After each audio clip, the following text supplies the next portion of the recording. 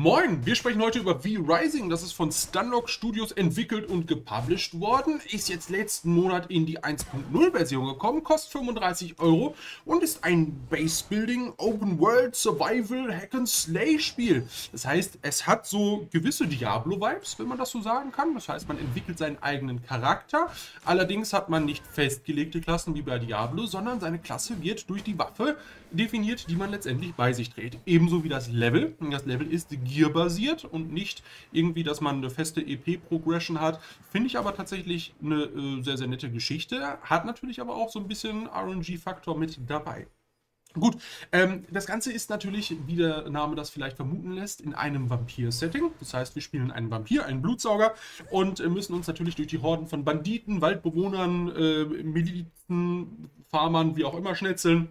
Und letztendlich Ressourcen sammeln, damit wir unser Vampirschloss ausbauen können, damit wir dort craften können, um neues Gear freizuschalten. Und da gibt es halt verschiedene Stufen an Erfahrung, an Wissen, das wir freischalten können, indem wir sogenannte V-Bloods, die sogenannten Bosse killen. Die gibt es natürlich in verschiedenen Arenen auf der Karte verteilt. Manchmal laufen die auch einfach nur von A nach B auf der Straße und man muss sie abpassen. Und da können sehr, sehr interessante Situationen entstehen. So hatte ich zum Beispiel einmal die Situation, dass sich zwei Bosse gegenseitig fertig gemacht haben, die ein höheres Level als ich hatten. Und ich konnte dann praktisch beide einfach finishen, weil die sich halt, wie gesagt, gegenseitig verprügelt haben. Sehr, sehr interessante Geschichte meiner Meinung nach. Und das Coole ist, ihr könnt einfach Leute dazu holen. Das heißt, ich habe jetzt eine ganze Zeit lang das Spiel solo gespielt und habe jetzt einfach einen Kollegen mit dazu geholt. Den habe ich einfach via Steam einladen können. Und ruckzuck hat das funktioniert, einwandfrei, ohne dass man irgendwie großartig einen Server aufsetzen musste. Kann man natürlich, aber dort kann man natürlich in der Server-Ini auch noch mal verschiedene Sachen einstellen, wie zum Beispiel, dass man mit bestimmten Gegenständen teleportieren darf. Andernfalls muss man den Weg zur Basis zurücklaufen oder entsprechend mit einem Pferd reiten.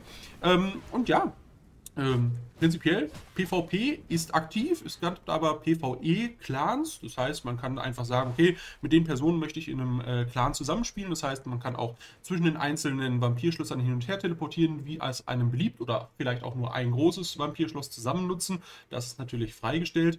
Und so ergibt sich natürlich das ein und das andere. Es hat mir unglaublich viel Freude bereitet. Für 35 Euro im Base-Game ist es halt echt ein Schnapper, selbst ohne, dass es jetzt im Sale ist. Und da kriegt ihr auf jeden Fall eine Menge Zeit rein. Ich gucke jetzt gerade mal rein.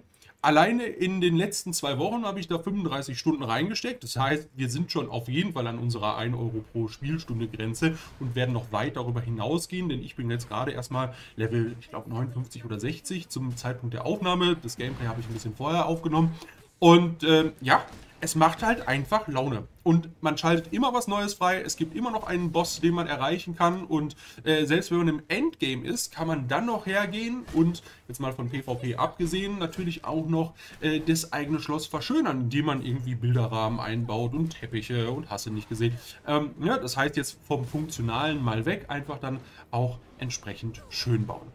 Ich glaube, wer Diablo mag, wer Open-World-Survival-Spiele mag, wer Base-Building-Spiele mag, der wird mit V-Rising sehr, sehr, sehr, sehr glücklich werden. Und das sagt nicht nur ich, nein, das sagen auch die sehr positiven Bewertungen. Also wir haben hier fast 90% positive Bewertungen All-Time und auch Recent. Und das ist natürlich eine sehr, sehr gute Geschichte. Gut, falls ihr weitere Fragen zu V-Rising habt oder falls ihr das mal bei mir im Stream sehen wollt, sagt mir gerne mal in den Kommentaren Bescheid. Würde mich freuen. Ich würde sagen, wir sehen uns dann in einem der weiteren Streams oder nächste Woche beim 5-Minuten-Mittwoch, wo ich mir ein weiteres Spiel anschauen werde. Bis dahin macht's gut und haut rein.